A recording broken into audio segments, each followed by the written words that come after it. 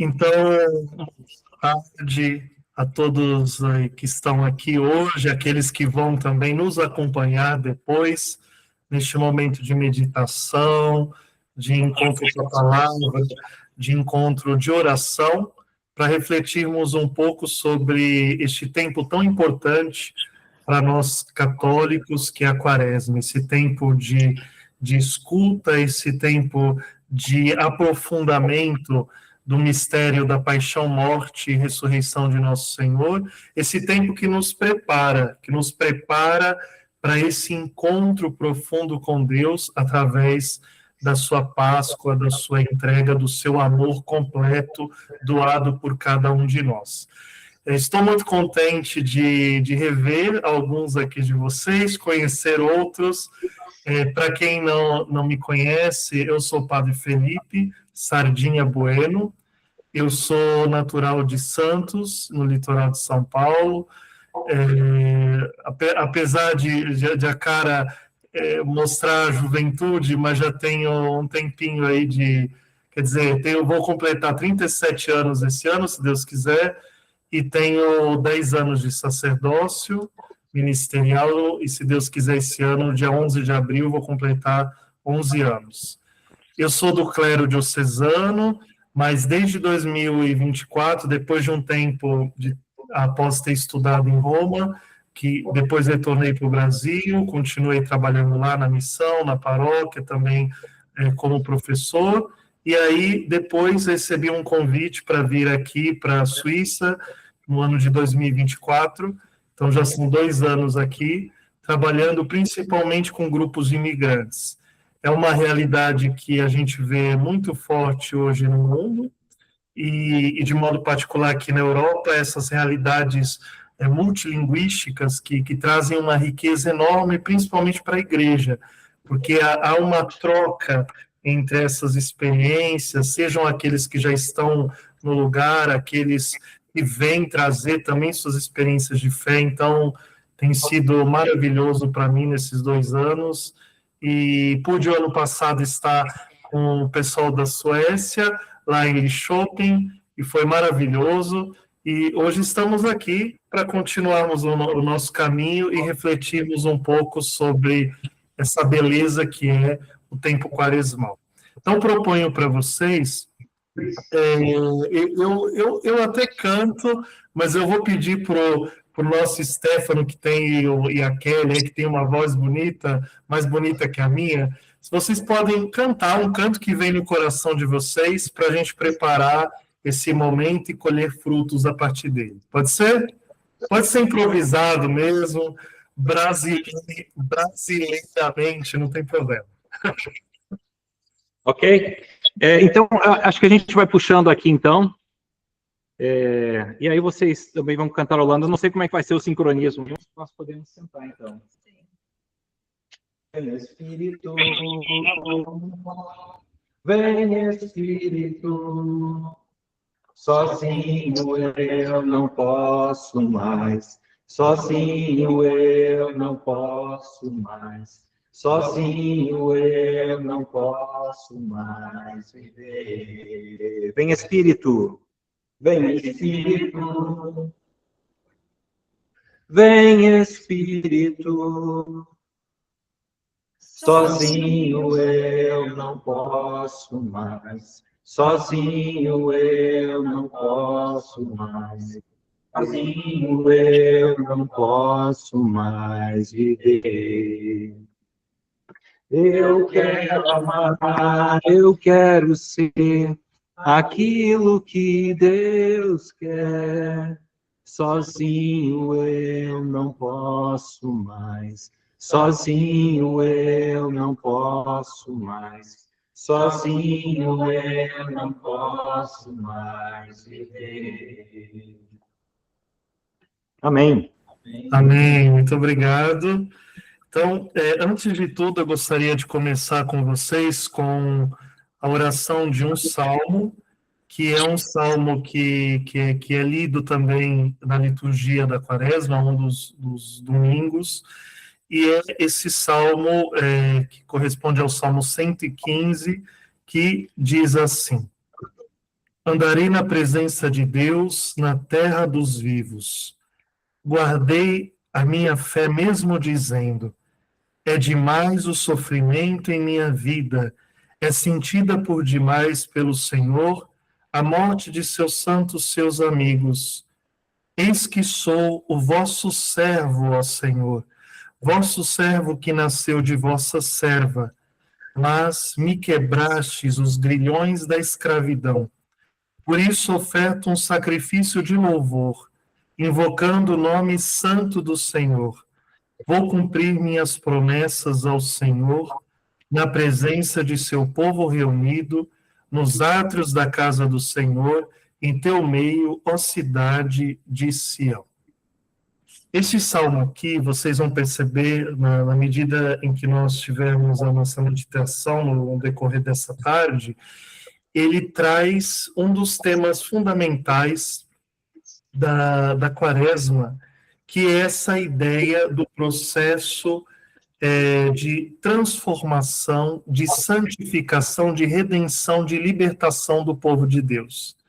Esse encontro do povo de Deus que estava na escravidão, que estava no Egito, que estava ali sob o poder dos inimigos, mas que confiou no seu Senhor, que se permitiu levar, conduzir por ele, e atravessaram, segundo a tradição bíblica, no livro do Êxodo, os 40 anos de deserto.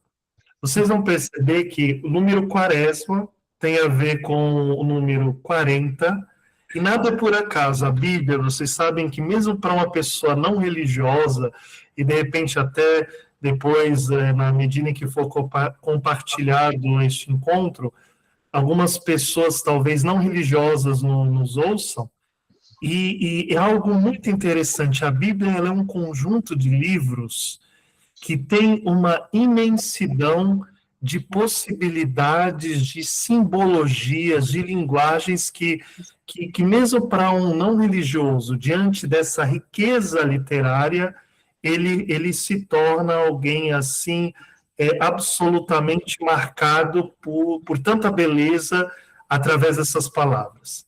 E um dos pontos que aparece bem é a questão bíblica, na questão bíblica, o sentido dos números. Então, esse número 40, podem observar, os 40 anos do deserto, depois nós vamos ver o que nos evangelhos? Os 40 dias de Jesus também no deserto, onde ele vai viver as tentações. Depois, nós vamos entender esse processo, tanto no Antigo Testamento como no Novo Testamento, ou no Primeiro e no Segundo Testamentos, como uma passagem para algo que está por vir. Então, de um lado, as pessoas que viveram intensamente essas realidades, elas viveram ali o seu sofrimento, elas viveram as angústias do cotidiano, mas também aqueles que perseveraram foram até o fim e viram a glória de Deus se manifestar. Então, esse é o sentido que eu convido a cada um de vocês a perceber e a assumir nesse período da Quaresma. Entender a Quaresma como entrar em profundidade conosco mesmos, com o mistério de Deus, mas pensando que a Páscoa vai vir, a ressurreição vai chegar, a vida plena vai chegar. Então, a Quaresma é também um momento para nós percebermos algo que talvez queiramos melhorar, ou objetivo que nós precisamos alcançar, e entender que vai chegar o resultado. A vida vai vencer. A morte nunca é a última palavra. Uma das expressões mais lindas no começo do pontificado do Papa Leão, para mim, foi essa frase: o bem vai vencer, o mal não tem poder. Então, eu convido a cada um de nós e aqueles que nos ouvem, aqueles que vão nos escutar depois, a assumirmos isso. O bem vai vencer. O Papa Francisco dizia assim, Uma floresta que cresce faz menos barulho do que uma árvore que cai. Né? Mas o importante é acreditar, ter a esperança, e a quaresma é, por excelência, esse caminho de esperança. Então, vou compartilhar com vocês aqui a apresentação. Deixa eu ver aqui. Vamos iniciar, então, aqui aquilo que eu trouxe para vocês também. Então, primeira coisa que é importante nós termos em consideração em relação à quaresma. A quaresma é um tempo litúrgico. O que significa um tempo litúrgico? Para nós cristãos, há dois tipos de calendário. E isso é tão interessante, porque se vocês observarem não só a religião cristã, o cristianismo como um todo, ou seja, o cristianismo católico, o cristianismo ortodoxo, o cristianismo protestante e o cristianismo evangélico. Se nós olharmos outras tradições religiosas, nós vamos perceber que existe essa conexão com o que nós chamamos de tempo litúrgico, ou seja, é o tempo vinculado à dinâmica do rito, dos rituais, da experiência espiritual daquele povo. O tempo litúrgico para nós, ele começa no primeiro domingo do Advento, ou seja, ele começa nessa espera, nesse momento de expectativa pelo Jesus que vem, pelo Jesus que vai nascer, pelo Jesus que vem ao nosso encontro no Natal. E ele termina no dia de Cristo Rei. Então, ele começa geralmente lá no final de novembro ou começo de dezembro e faz um ciclo até o dia de Cristo Rei, que é o dia em que nós celebramos a vitória de Cristo sobre todas as potências deste mundo e a instauração definitiva do seu reino. Então, dentro dessa dinâmica do tempo litúrgico, nós temos ali no meio dele o que nós chamamos de quaresma, que se inicia na quarta-feira de cinzas, ou seja, no dia em que nós começamos ali a nossa meditação, nosso tempo de retiro espiritual, lembrando que nós somos pó e ao pó voltaremos, que nós somos convidados, portanto, à conversão, esse é o sentido das cinzas. Depois ele vai se estender até o início do Tríduo Pascal. E aqui eu convido a todos aqui presentes a viverem profundamente este momento, mesmo que aqueles que estão aí na Escandinávia, que são línguas diferentes, mas olha, eu digo para vocês, vale tanto a pena, mesmo aqueles que estão em alguns lugares, às vezes que o idioma, né, tem aqueles que vão ter a oportunidade de celebrá-lo em inglês, ou em espanhol, ou em português, ou outra língua que a pessoa tem mais proximidade. Aqueles que já conhecem as línguas, isso ajuda bastante, mas mesmo aqueles que não conhecem, vale a pena ir. Por quê? Porque a própria ritualidade do Tríduo Pascal, ela fala por si mesma. Aqui eu faço um parênteses só para contar uma fofoca eclesiástica, como eu usei na última vez, e esse termo, e eu usava muito com os meus alunos. Eu tive uma experiência assim. Quando eu fui no final do ano passado, eu tive a oportunidade de ir para a Bélgica. Fiquei uns dias lá. Nos dias que eu tinha livres. E aconteceu algo muito interessante. Um dia eu procurei uma missa, eu estava na Bélgica de língua holandesa, digamos assim, neerlandês, né? Então, a Bélgica, uma parte se fala francês, outra neerlandês, e tem uma pequena parte ali que se fala alemão, mais na parte leste. Mas aconteceu, eu falei, eu quero ir à missa, mas eu não vou concelebrar, mas eu quero participar no meio da assembleia. E aí achei uma missa sem querer, quer dizer, sem querer, a gente acha que é sem querer, mas nós que temos fé, chamamos isso de providência, né? Achei num asilo, numa casa de acolhimento de idosos, e estava completamente holandês, e o padre também era idoso. Eu acredito que ele também deve morar nessa casa. Vocês imaginem, a única palavra que eu entendi da missa foi Jesus Christus. O resto eu não entendi nada, zero, zero.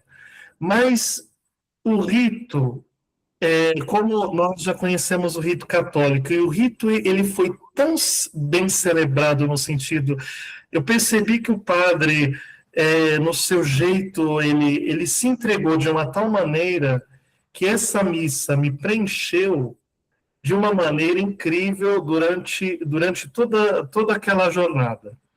Então, a mesma dinâmica acontece com o Tríduo Pascal. Nós vivemos a Quinta-feira Santa, que é o dia da instituição do sacerdócio, é o lava-pés, é a Santa Ceia, é o momento em que Jesus se entrega por nós, por isso eu coloco aqui celebração do mistério da entrega. Naquela noite ele vai ser preso, ele vai começar o processo de julgamento, ele que somente fez o bem, vai começar a viver toda essa realidade do sofrimento, do abandono. A paixão de Cristo é algo tão profundo, porque ela não começa na cruz, ela começa exatamente no momento em que ele é entregue pela traição, infelizmente, de um dos seus discípulos, e ali ele começa já o sofrimento, o sentido do abandono, o sentido da traição, o sentido de rever, será que o que eu fiz tem algum valor? Será que eu tenho sentido aquilo? Eu fico pensando... nossa, eu acho que, quer dizer, não sei se um dia na eternidade como que isso vai ser, mas se eu pudesse perguntar para Jesus na eternidade algo, eu perguntaria isso: o que o Senhor pensou quando o Senhor foi entregue para morrer? Quer dizer, ele sabia que ele ia sofrer, ele sabia que ele ia morrer, mas ele foi até o final. Aqui eu faço um parênteses, vocês devem recordar que nos evangelhos, nós lemos no primeiro domingo da quaresma, uma das versões do evangelho sobre as tentações. E tem algo muito interessante nessa versão, porque aqui fica uma lição de casa, quem puder. Se vocês observarem a narrativa das tentações em cada um dos evangelhos, ela é diferente. Quer dizer, por quê? Porque os evangelistas, eles tratam das mesmas realidades, mas com perspectivas diferentes. É igual, por exemplo, a gente está aqui no momento da nossa meditação. Se depois, no final, nós pedíssemos para cada um contar a sua experiência, o que você viveu, o que você lembra, o que mais lhe tocou, cada um vai ter uma sensação diferente. Então, isso acontece com os evangelistas também. Eles vão focar detalhes e elementos diferentes. E um dos evangelistas, ele vai focar, ele vai dizer que, no final, não vou falar com o evangelista, fica a lição de casa, para vocês descobrirem. No final, ele diz assim: e o demônio, o mal, ele saiu para voltar na hora oportuna. Qual que é a hora oportuna? É o momento da paixão. Por quê? Porque é no momento do sofrimento que nós temos a maior tentação. E Jesus, ele teve essa tentação: Pai, se for possível, afasta de mim este cálice. Se for possível, afasta de mim esse sofrimento, mas que seja feita a tua vontade. Essa aqui olha, aquilo que eu digo para vocês, e tem vários testemunhos que vocês podem encontrar na internet. Mesmo para um não cristão, a figura de Jesus enquanto personagem histórico foi alguém que absolutamente além do seu tempo e com uma liberdade única. Alguém diante da morte Pai, perdoai a eles, porque eles não sabem o que fazem. Alguém para perdoar a este ponto precisa de um grau de liberdade interior, de desapego, de algo que, enfim, que é inacreditável, mas que existem pessoas que são capazes de fazer isso. Os santos nos mostram, e tantos daqueles que são perseguidos, né? Ainda hoje, pela sua fé, pelos seus valores, enfim. Então, vale a pena viver esse momento. Depois da Sexta-feira Santa, para finalizar, quer dizer, tivemos a quaresma, perdão, a preparação, tivemos ali o Tríduo Pascal, este momento do sacerdócio de Cristo, a entrega por nós, a paixão, o sofrimento, mas vem a glória da ressurreição. Vem um evento que é muito interessante, que nós muitas vezes, eu falo nós aqui, os padres e os pregadores em geral, pastores em geral, muitas vezes não meditamos muito, que é o sábado de manhã. Segundo a tradição do cristianismo, Jesus desce aos infernos. O que significa descer aos infernos? Ele desce à mansão dos mortos. Isso nós proclamamos no credo. Descer à mansão dos mortos significa ele vai até o mais profundo daquilo que é a morte, daquilo que é a experiência do sofrimento, aquilo que é a experiência do abandono, aquilo que é a experiência da desesperança. Ele vai o mais profundo, lá de baixo, mas para quê? Para trazer vida. Então, aqui é muito interessante viver esse momento litúrgico, porque Jesus vai descer para não só subir ele, mas trazer o povo de Deus com ele, trazer o povo para a vitória, trazer o povo para a glória da ressurreição. Por isso que a nossa fé, ela não termina, em muitos lugares no mundo, isso não é só no Brasil, se celebra muito o dia da paixão, até num sentido popular, em alguns lugares folclóricos, por exemplo, na Espanha, na região da Andaluzia, em Sevilha, toda aquela região ali, tem procissões. Eu um dia, se Deus quiser, eu quero ir. Tem procissões assim enormes e muita gente, e toda a contemplação do sofrimento de Cristo, algo que é válido. Mas a pergunta é, será que todas essas pessoas vão estar a celebrar a vida, a ressurreição, a vitória? Tudo é continuidade. E Jesus, no Tríduo Pascal, é voltar a viver cada momento desse com a alegria e a esperança que traz o domingo de Páscoa. Então, depois que a gente tem esses 40 dias, nesses 40 dias vocês vão ver que tem, digamos assim, uma pequena pausa da parte mais, digamos assim, austera da quaresma, que é manifestada também na cor litúrgica, esse convite à penitência, à conversão, que traz a cor roxa. Vai ter um dia que, em muitos lugares, como também acontece no Advento, os ministros ordenados, os padres, os bispos, os diáconos, eles vão usar a cor rosa. Por quê? Porque é como uma pausa na preparação para já o evento da Páscoa. Agora, o que é conversão? A conversão, ela aparece na palavra de Deus, no sentido bíblico, com essa expressão, principalmente no Novo Testamento. Vocês sabem que o Antigo Testamento, ele foi escrito originalmente na língua hebraica.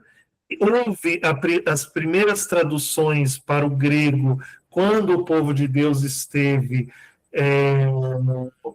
no período da dominação grega, então isso um pouquinho antes de Jesus.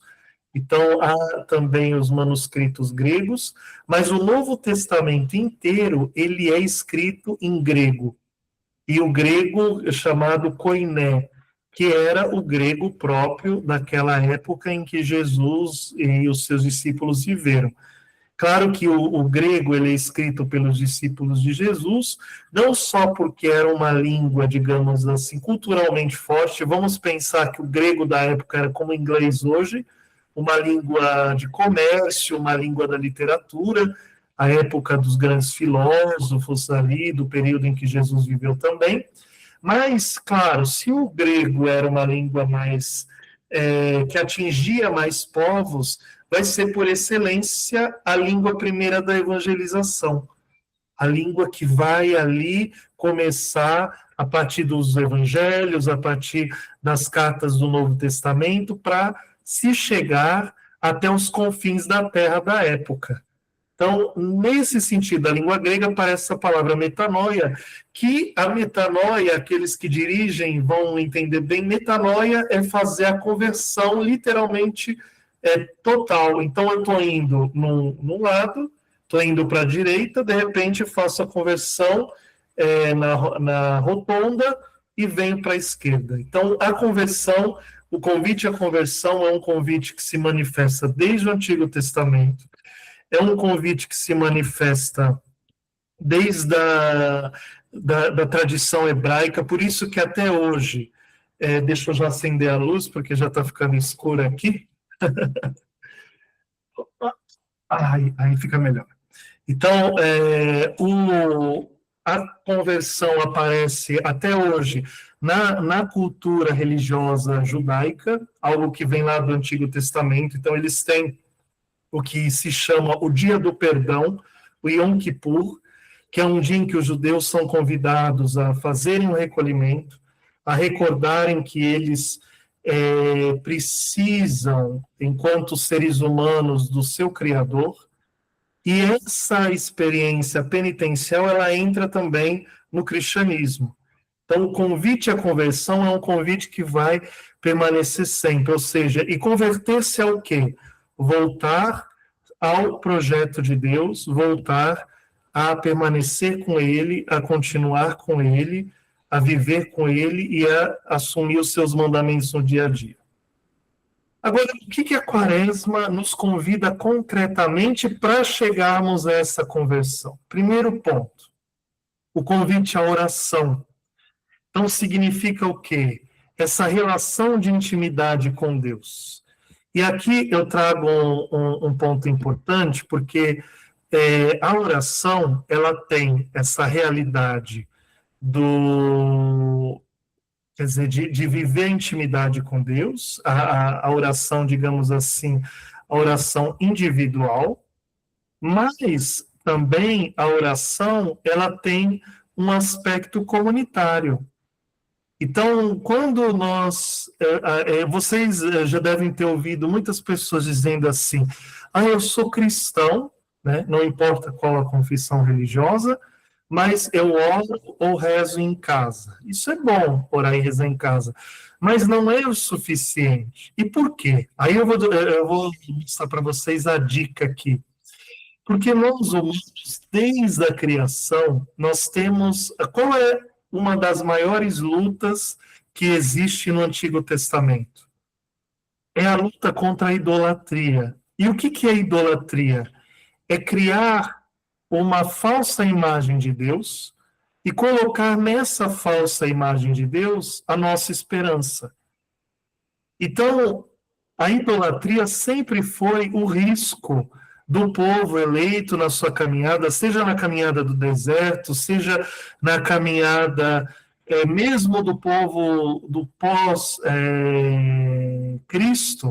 da igreja primitiva, sempre houve essa tentação.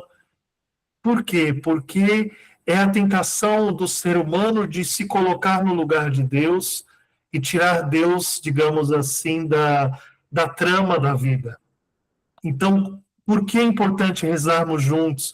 E sobretudo, seja para nós católicos e ortodoxos a missa, a Eucaristia, seja para os grupos de expressão protestante evangélica, o culto, porque ali é a maneira de nós permanecermos fiéis à escuta da palavra de Deus. Todas essas expressões religiosas têm a palavra de Deus, que é algo que nos orienta, e também a nossa possibilidade de celebrarmos com os irmãos a mesma fé. Quando nós estamos sozinhos, é muito mais difícil. Quando nós estamos unidos, nós somos capazes de conquistar muito mais facilmente aquilo que é o melhor para nós. E, claro, a partir do projeto de Deus. Não por acaso, Jesus fala que onde 2 ou mais estiverem reunidos, aí eu estarei. Então, o convite à oração comunitária, a essa ação de graças, que para nós católicos nós chamamos de Eucaristia Santa Missa. Agora, existe também um outro apelo que na nossa cultura cristã, principalmente no Ocidente, ele se perdeu um pouco, que é o convite ao jejum. O jejum, objetivamente, na Igreja Católica, ele é pedido o jejum 2 dias do ano, que seria a quarta-feira de cinzas e a sexta-feira santa, ou sexta-feira da paixão. As outras sextas-feiras são chamadas de abstinência, principalmente na quaresma, ou seja, é o momento que nós somos convidados a, se possível, deixar de comer a carne, ou outras possibilidades que as pessoas fazem, os seus compromissos, mas não só deixar de comer carne porque eu quero parar de comer carne. Uma vez eu vi uma pessoa X em algum lugar aí, Y do mundo, na sexta-feira da paixão, ela falava assim, não pode comer carne. Aí se fazia uma espécie de caldeirada de peixe, e o povo comia, eu falava, mas isso aí não adianta. Quer dizer, deixar de comer carne vermelha para comer tanto peixe, não é esse o sentido. Mas qual é o sentido do jejum? No fundo, o jejum é um modo que nos ajuda a exercitar o autodomínio. E é muito interessante, algo que ultrapassa os limites do cristianismo. As grandes religiões, elas têm muito fortemente esse sentido do pequeno sacrifício para nos aperfeiçoar. E não só a religião. Houve uma escola filosófica no primeiro século, no século em que Jesus viveu, e que hoje está muito em moda, em voga, naqueles que são coaches na internet, sobretudo, que é a escola do estoicismo, ou dos estoicos. Se vocês começam a ouvir vídeos sobre os estoicos, palestras sobre eles, vocês vão perceber que os estoicos, eles tinham essa ideia do autocontrole, e isso é importantíssimo, por exemplo, para um líder empresarial, para alguém que tem uma posição de liderança. Se a gente tem autodomínio, ou seja, se a gente é capaz de dominar, de se autoconhecer, de dominar certos impulsos que estão presentes em nós temos muito mais facilidade de lidar com os desafios da vida que vão chegando e assim nos orientar melhor para isso. Então, esse pode ser um caminho importante nesse sentido. Voltando lá, depois do convite ao jejum, né, agora, só algo importante em relação ao jejum. A igreja diz que o jejum ele deve ser seguido, mas existem algumas condições. Então, por exemplo, se a pessoa tem alguns problemas de saúde, se a pessoa só tem aquele tipo de comida, aquele tipo de prato, ela é isenta do jejum. E algo que o Papa Leão nos convidou esse ano, eu acredito que muitos de vocês viram, que é o convite da língua. E isso aí é difícil, e o Papa Francisco falava muito disso, ou seja, tentar evitar principalmente de falar mal dos outros. Se a gente tenta evitar falar mal dos outros, e eu falo, olha, é um desafio, porque o ser humano tende ao julgamento, e a gente vive numa época de muita intolerância. Então, a gente tende a enquadrar os outros nos nossos critérios de avaliação. Então, se a gente tenta falar, olha, eu vou tentar não julgar. Vocês sabem que uma das devoções ligadas ao Sagrado Coração de Jesus, que é chamada guarda de honra, ou seja, seria que aqueles que são vinculados à devoção ao Coração de Jesus são convidados 1 hora por dia de consagrá-la a Jesus, ao Coração de Jesus, a rezar pela sua reparação, a reparação do seu coração pelos males do mundo e a evitar de pecar. Mas se vocês verem o que está por detrás dessa devoção, é um exercício de autodomínio, e isso só traz frutos bons no caminho. Aqui tem uma frase belíssima que está na Carta de São Pedro, no capítulo 4, versículo 8. O amor que paga uma multidão de pecados. Vocês sabem que quando a gente fala de caridade, é muito comum, e isso é bom, a gente pensar na caridade só como solidariedade, ou a caridade como uma espécie de filantropia. Mas a caridade é muito mais do que isso. A caridade é fazer o que nós podemos fazer com amor. Então, por exemplo, eu ajudar alguém, porque a solidariedade é uma forma de caridade. Porque quando eu ajudo alguém necessitado, eu sei que essa pessoa não tem nada em troca a me devolver. Quando eu faço algo de bem para alguém sem esperar nada em troca, isso é caridade. E algo que um missionário italiano, muitos anos na Etiópia, que eu conheci quando era estudante em Roma, e isso me abriu assim, e em todo lugar que eu vou eu falo essas palavras desse missionário, a amizade é uma forma de caridade. Por quê? Porque a amizade é uma forma gratuita. Eu amo essa pessoa simplesmente pelo fato dela existir. Não necessariamente o amigo é a melhor pessoa do mundo, não necessariamente ele é a pessoa mais virtuosa, mas eu amo essa pessoa e quero bem e procuro promovê-la e me alegro com ela. Isso é caridade. Caridade é o amor gratuito. Caridade é a entrega de Jesus por nós na cruz e a sua vitória na ressurreição. Isso é caridade, isso é amor, isso e segundo São Pedro, isso nos ajuda a conseguirmos também o perdão dos pecados. E falando em perdão dos pecados, não temos como deixar de tocar no convite à reconciliação. E aqui eu acho linda essa imagem do Papa. Então, vocês imaginam o chefe, o grande chefe da igreja, aqui ainda Papa Francisco, se confessando com um capelão ali na Basílica de São Pedro, um padre que trabalha ali, e recebendo ali o perdão de Deus. Isso é sensacional. A mesma coisa que nós podemos pensar nesse sacramento em relação aqui aos ministros ordenados, a gente pode pensar em relação à evangelização a todos vocês, batizados e batizadas, fiéis leigos no dia a dia da vida cristã. Vocês sabem que existe o grande risco, nós às vezes podemos abrir as portas do paraíso, abrir as portas da graça para os outros e nós não entrarmos. E esse é o risco que todo líder tem.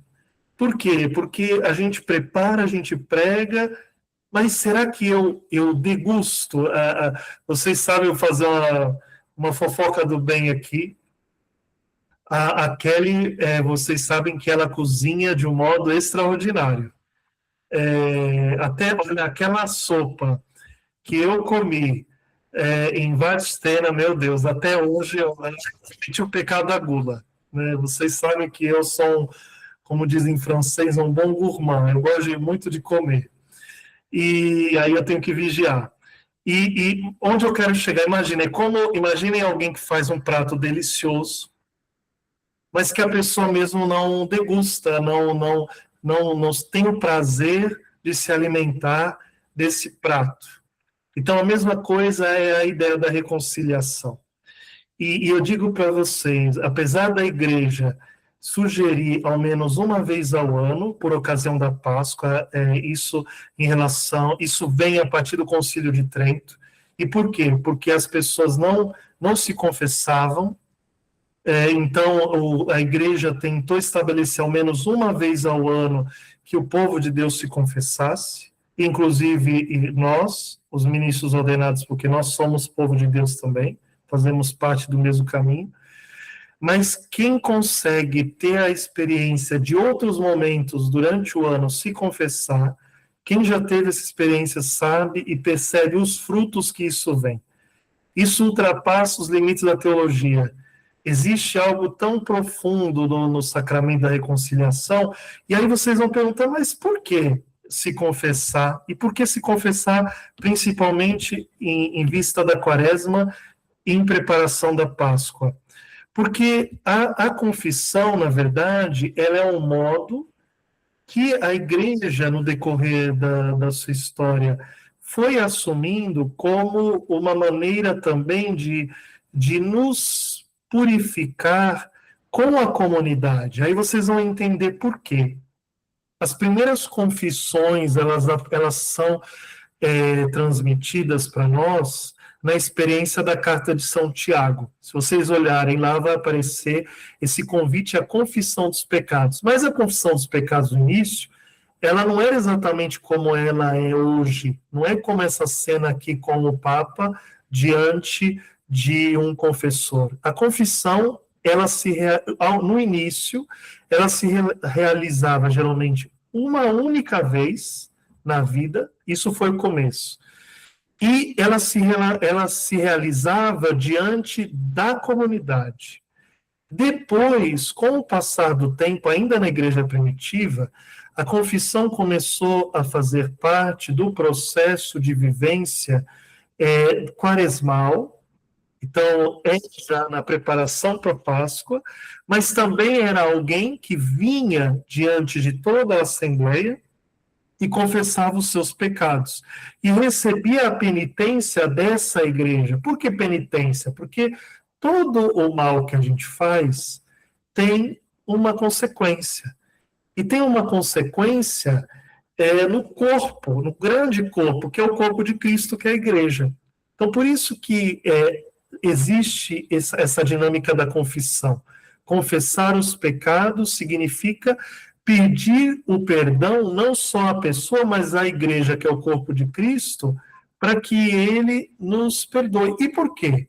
Porque a mesma coisa, se vocês, por exemplo, dão um arranhão, acontece de ter um arranhão e nesse arranhão vocês vão sentir a dor. A dor, ela comunica todo o corpo através das terminações nervosas.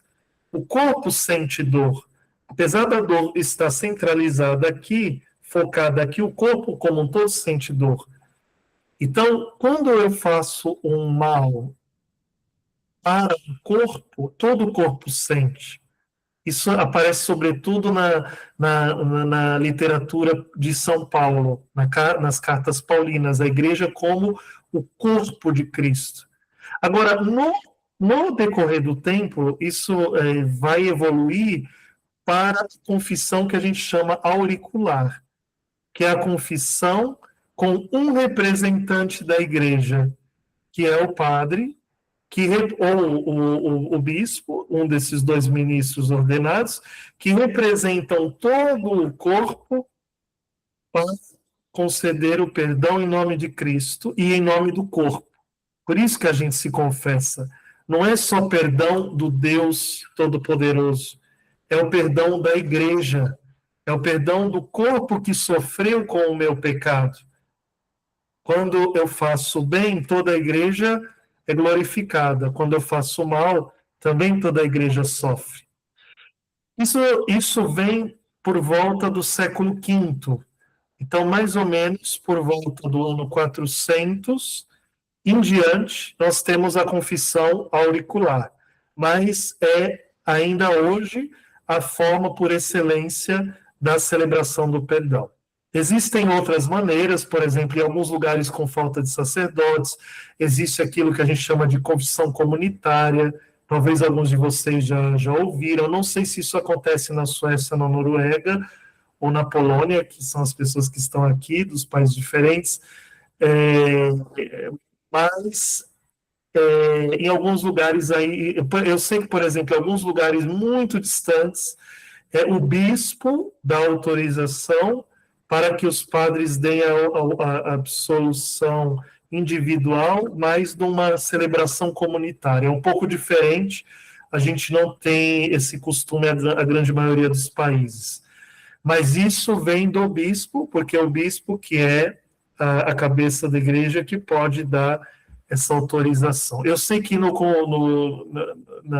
alguns lugares da região amazônica isso acontece, por exemplo, onde tem maior dificuldade de ter a presença de um ministro ordenado. Agora, a confissão é uma experiência magnífica e quem pode fazê-la, eu convido a vivê-la porque é algo que traz frutos, traz realmente frutos. E eu digo para vocês, não tem palavras. Se sentir perdoado. E agora vejam que interessante. Durante muito tempo, a confissão era uma espécie de divã, ou seja, de ambiente de expressão psicológica do desconforto emocional das pessoas. Hoje nós temos essa substituição um pouco na expressão da saúde, das figuras dos psicólogos, mas se a gente pensa isso, principalmente até o final do século XIX, onde não havia ainda essa prática da psicologia enquanto expressão clínica, as pessoas buscavam os padres, os bispos, as pessoas da igreja para se aconselhar e para contar aquilo que estava incomodando. Então, isso tem também, do ponto de vista humano, emocional, psicológico, compartilhar com alguém algo que a gente sofre interiormente, isso nos dá também um alívio profundo.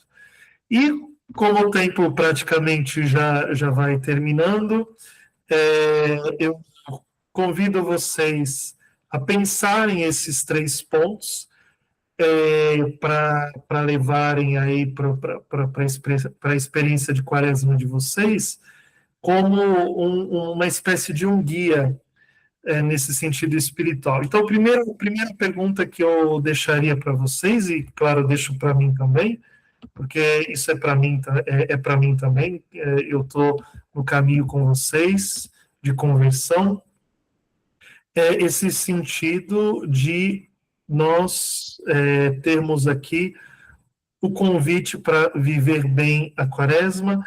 O que posso fazer para me sentir melhor comigo mesmo, com os outros e com Deus? O que eu preciso abandonar? Qual é o vício? Qual é aquele ponto que a minha consciência diz, olha, isso não está bom, eu preciso deixar, para eu poder avançar, para eu poder crescer, para fazer bem para mim, para os outros e para Deus. Deus se agrada, diz Santo Irineu de Lyon, que foi um dos primeiros ali chamados da patrística, dos padres da igreja, a glória de Deus é a vida do homem, ou em outras traduções aparece, a glória de Deus é o homem vivo, é o ser humano vivo. E a gente pode ir mais além. O que é o ser humano vivo? É o ser humano bem, o ser humano feliz, o ser humano realizado. Quando o ser humano está bem, quando a gente está bem, quando a gente faz o bem se expande. E o contrário também. Então, o que eu preciso, Felipe, preciso deixar, como essa imagem que eu encontrei aqui, romper os grilhões para avançar e ser mais feliz e trazer mais positividade, mais graça de Deus na minha vida e na vida das pessoas ao meu redor. O que preciso deixar, portanto, para trás para avançar. E tem um outro ponto também. Vocês sabem que, às vezes, na fé cristã, nós criamos uma ideia de que o cristão precisa deixar de ser para que Deus seja. Não, Deus é na medida em que eu também sou, mas a partir da minha experiência com Ele. Vou explicar melhor isso. Quando eu tenho talentos, vamos lembrar a parábola dos talentos, e os talentos são multiplicados, são evoluídos, são desenvolvidos, o reino de Deus acontece. Então, aqui é um convite para olhar a quaresma, não é só negatividade, não é só olhar o que foi ruim ou o que eu preciso deixar para trás, mas é olhar também o que é bom e o que pode continuar a fazer o bem e que nós já fazemos, porque tudo aquilo que a gente faz de bem, toda a bondade que nós semeamos, Deus ali está, e Deus age a partir dali para nos trazer, seja a nós e seja as outras pessoas, frutos. Então convido a vocês a pensarem nesse item quaresmal, naquilo que precisa ser deixado de lado, as tentações que precisam ser combatidas, com a oração, com a caridade e com o sacrifício, e valorizar aquilo de bom que nós temos e, de algum modo, colocá-lo a serviço. Às vezes a gente pode pensar, mas eu não tenho... Já escutei gente falando assim, eu não tenho talento nenhum. Claro que tem. Todo mundo tem um talento. E às vezes o talento parece... Não existe talento menor. O próprio São Paulo usa essa imagem da Igreja Corpo de Cristo, que seria da cabeça sem os outros membros. O que seriam dos clérigos, do Papa, dos bispos, dos presbíteros, dos diáconos, se não fossem os agentes pastorais leigos e vice-versa?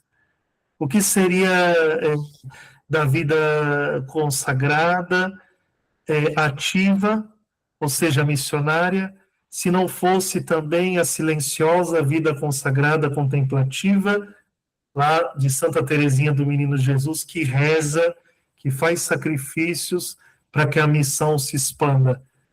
Então, vamos colocar os nossos talentos, qualquer que seja esse talento, pelo bem de Deus, quer dizer, para a glória de Deus, melhor dizendo, porque Ele já é o bem por excelência, e pelo bem das almas. Então, é isso que eu gostaria de compartilhar com vocês. Gostaria de fazer uma oração final. Vou pedir para o Stefano e a Kelly, se possível, de novo cantar. Podem cantar a mesma música que nós cantamos no início, para que o Espírito Santo possa dar frutos no nosso dia a dia e que a nossa quaresma seja muito positiva e produtiva. Obrigado. Amém. Muito obrigado, Padre.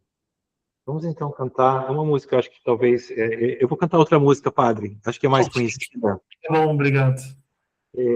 Mas também, dentro disso que o senhor colocou durante esse momento de reflexão. Conheço o coração. Vocês me ajudam? Eu tenho um coro aqui na igreja, hein, Padre? Olha só. Vamos lá. Conheço um coração tão manso, humilde e sereno, que louva ao Pai por revelar teu nome aos pequenos, que tem o dom de amar, que sabe perdoar, que deu a vida para nos salvar. Jesus, manda teu Espírito para transformar meu coração. Jesus, manda teu Espírito para transformar meu coração. Às vezes no meu peito Às vezes no meu peito bate um coração de pedra, magoado, frio, sem vida, sem vida. Aqui dentro ele não quer saber de amar, não quer saber de amar, nem sabe perdoar. Quer tudo e não sabe partilhar. Jesus,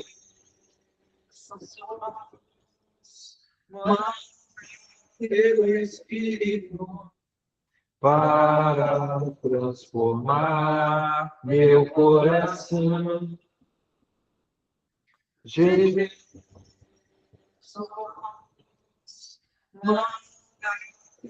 Espírito para transformar meu coração. Lava, purifica. Lava, purifica e restaura. Serás o nosso Deus. Serás o nosso Deus. Nós seremos o teu povo. Derrama sobre nós. Derrama sobre nós a água do amor. O Espírito de Deus, nosso Senhor. Jesus, manda teu Espírito. Jesus, manda teu Espírito para transformar meu coração. Jesus, manda teu Espírito para transformar meu coração. Então, muito obrigado. Eu vou além Igum, depois o Stefano passa para mim o contato de vocês, aí a gente conversa, tá bom? A todos aqueles que participaram, Deus os abençoe. A pessoal que está na igreja de Linköping, bom jantar. E a gente vai se organizando para a nossa peregrinação no mês de outubro. Ainda tem bastante tempo, mas eu quero, antes de tudo, agradecer a presença de vocês e agradecer também ao nosso querido cardeal Anders Arborelius, que nos deu essa possibilidade de nos encontrarmos à distância hoje e ter um momento, quer dizer, um momento simples de meditação, mas para nos impulsionar a vivermos a quaresma aí com coragem, força e perseverança. Ok, muito obrigada. Muito obrigado, Padre Felipe. Eu acho que podemos agora Stefano, ter o senhor aí Stefano, pela... A Stefano, a Lene está te chamando. Fala, Lene. Pode falar. Stefano, nós não poderíamos cantar Se vi gå upp till Jerusalém? Em sueco? É, Stephanie sabe. A gente precisa treinar, talvez para a próxima. Mas eu queria agradecer ao Padre Felipe pela sua disponibilidade e até foi a iniciativa do senhor, né? Então, tomando esse tempo do senhor aí para estar com a gente, né? Se eu conseguiu reunir aqui, somos ovelhas, né? E em terras longínquas, né? Longe da nossa terra, do Brasil, e o Senhor conseguiu nos reunir e nos dar essa direção espiritual, né? Tantos ensinamentos que o Senhor nos trouxe aí, e é sempre bom ouvir também isso na nossa língua materna. Ela toca lá no fundo do coração, né? A gente consegue perceber e internalizar esse conhecimento, esse ensinamento. Então, eu acho que a gente poderia, né, todos nós aqui oferecemos ao Senhor uma Ave Maria, agradecendo a Deus pela vocação do Senhor, que Deus possa continuar multiplicando, né, todo esse trabalho que o Senhor tem feito, colocando os talentos do Senhor aí e fazendo tantas obras acontecerem. Que Nossa Senhora possa passar à frente sempre de todo o seu caminho, toda a sua vocação. Rezemos então uma Ave Maria. Ave Maria, cheia de graça, O Senhor é Senhor convosco. convosco. Bendita sois vós, Bendita sois vós entre as mulheres. bendito é o fruto Bendito é o fruto do vosso ventre, Jesus. da Maria, Santa Maria, Mãe de Deus, ai, por rogai por nós, pecadores, agora e na agora e na hora de nossa morte. Amém. Amém. Então, Glória ao Pai, ao Filho e ao que Espírito Santo, como era no princípio. no princípio, agora e sempre. Amém. Então, Stefano, peço depois, por favor, você manda para mim a gravação depois? Sim, vou encerrar a gravação já. Tá bom. Então, eu vou dar a bênção, que Deus abençoe cada um de vocês, abençoe o nosso povo em terras diferentes, aí, seja na Suécia, na Noruega, o nosso povo no Brasil, todos os brasileiros que estão espalhados pelo mundo afora, em tantos lugares distintos, buscando uma vida melhor para eles, para suas famílias, aqueles que se sentem abandonados, aqueles que estão com algum tipo de dificuldade, que Deus possa trazer a consolação a cada um de vocês, a cada um deles também, e que a bênção de Deus sobre a intercessão de Nossa Senhora de São José, que iremos brevemente celebrar, ela permaneça sobre cada um de nós, em nome do Pai, do Filho e do Espírito Santo. Amém. Amém. Muito obrigado e tudo de bom. Até breve. Tchau, tchau. Até breve, padre. Tchau, tchau. Tchau, padre, obrigada. Tchau. Deus abençoe. Obrigada. Amém. Tchau, tchau. Valeu, Tchau, pessoal. tchau. De Deus que estava com a gente. Muito obrigada, Estefan. Valeu, Arlene. Valeu, Muito agradeço. obrigada, Estefan. Muito obrigada. Se vigor Beijo aí. Jerusalém. Nós cantamos ontem, no Coral das Crianças. Pois é. Mas obrigado, Arlene. Obrigado, tá? Eu quem agradeço por tudo. Tá bom? Cadê Beijo, a mas Kelly? bom fica para vocês aí, Kelly, aproveitem. Você vai fazer a sopa para mim, Kelly. Eu fiquei Minha de janta- de água na boca com essa sopa. Minha janta aqui vai ser ovo cozido. Foi o time aqui de Elim Shopping. Foi o time de Elim Shopping. Ok. Essas aqui, ó. Essas aqui, ó. Beijo, Camila. Olha, que ótimo, que maravilha. Tá bom, gente. Vou encerrar aqui a gravação. Beleza. Um beijo grande para vocês Beijo, beijo. todos. Vocês todos estão em minhas orações. Tchau.